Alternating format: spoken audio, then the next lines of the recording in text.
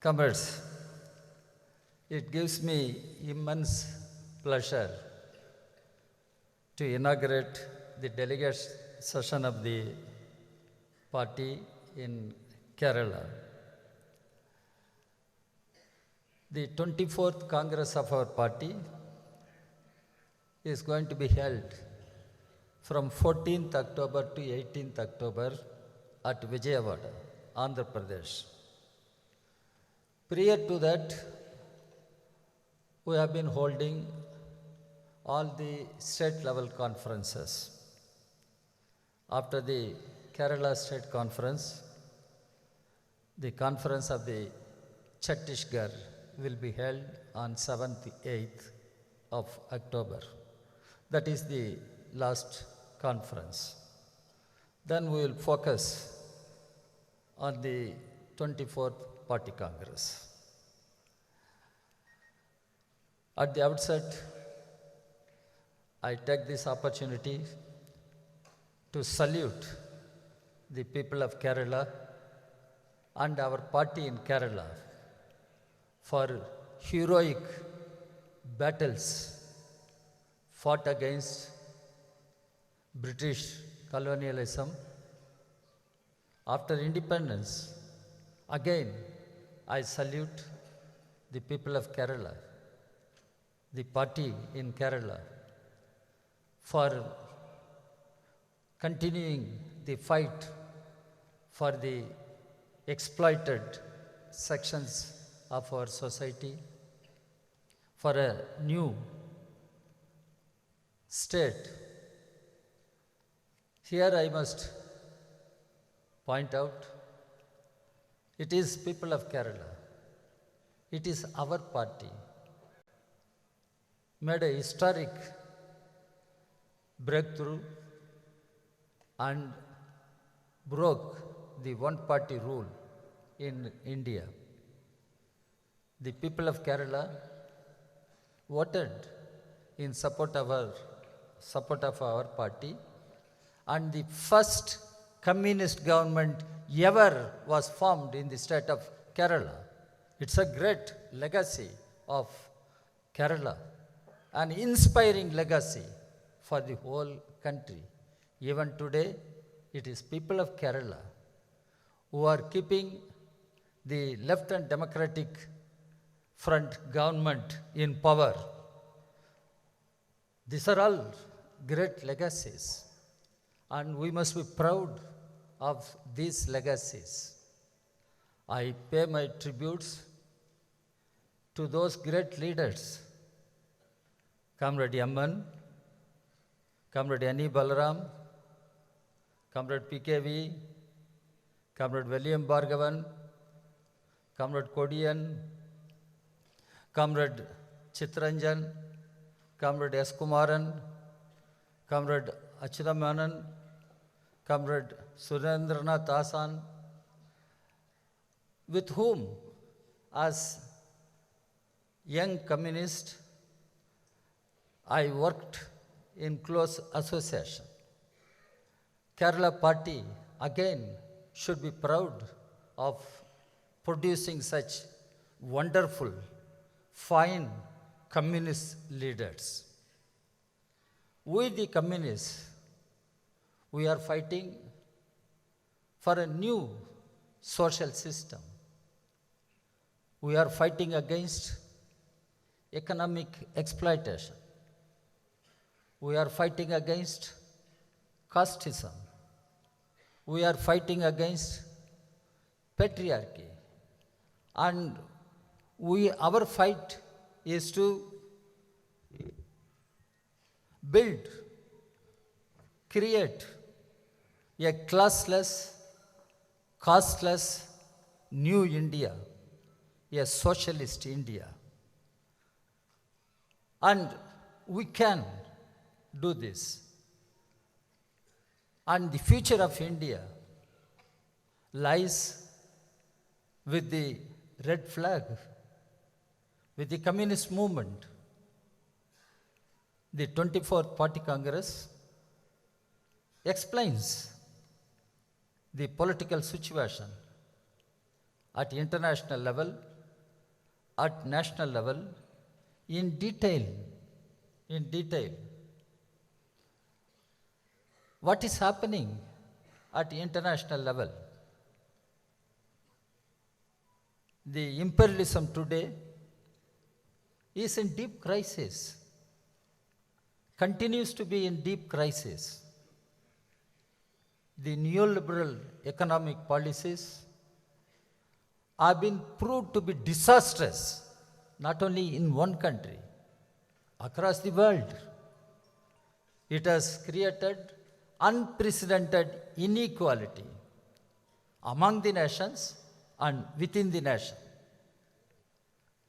In such a situation, popular movements are emerging in all countries. Political fights are becoming very critical in all countries, leading to very radical changes. Look at what is happening in Latin America.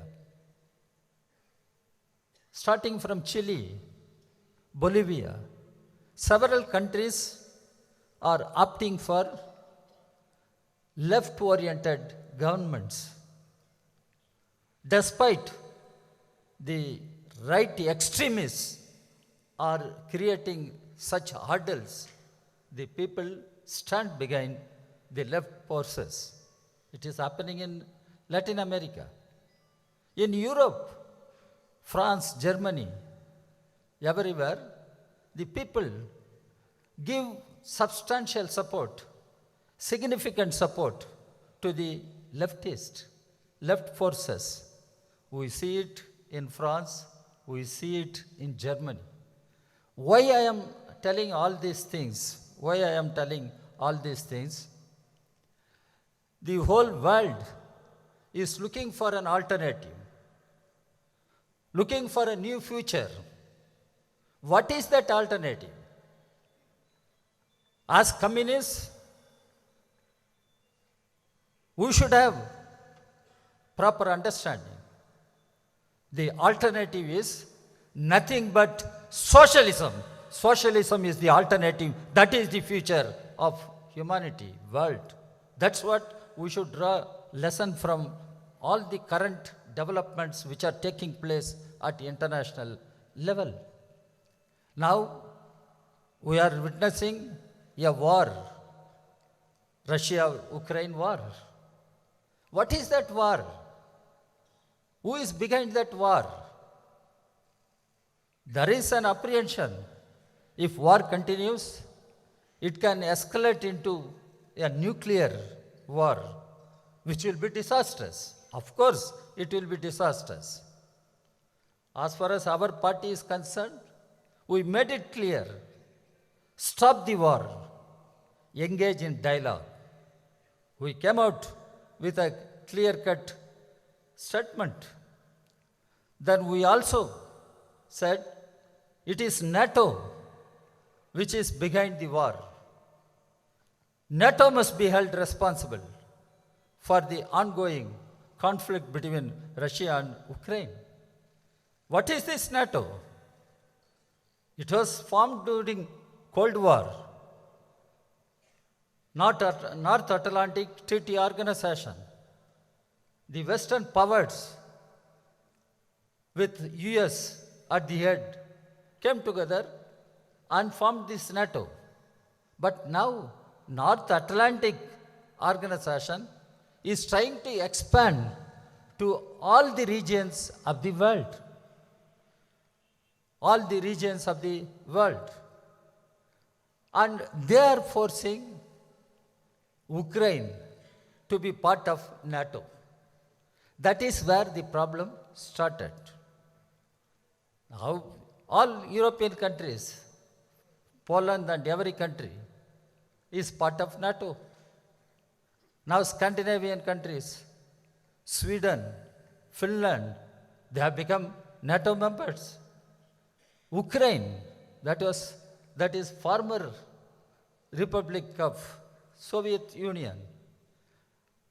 Now, that country is forced to join NATO, And the present leadership is also willing to go and align with NATO.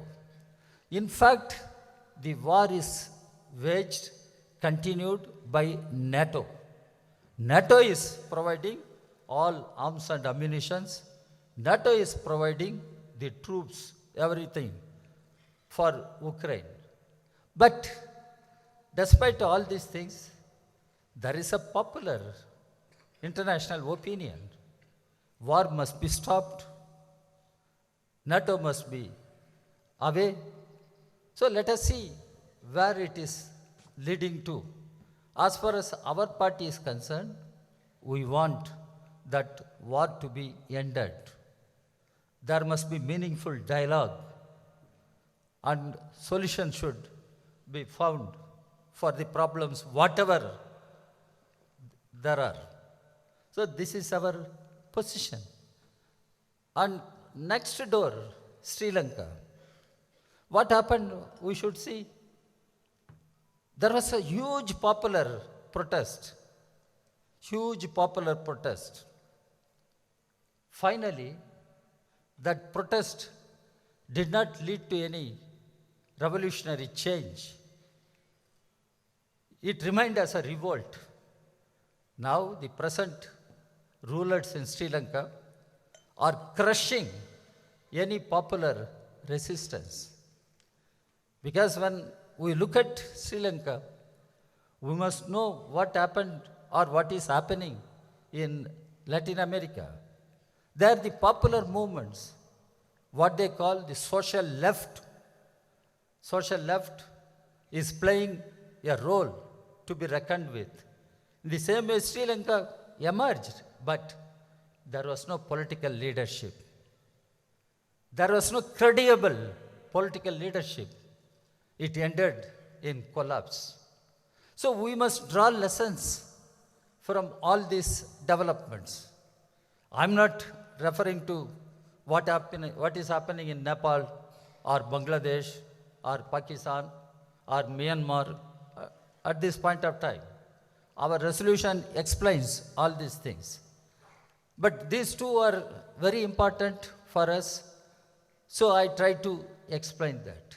So the international developments clearly show that imperialism today, capitalism today is in deep crisis.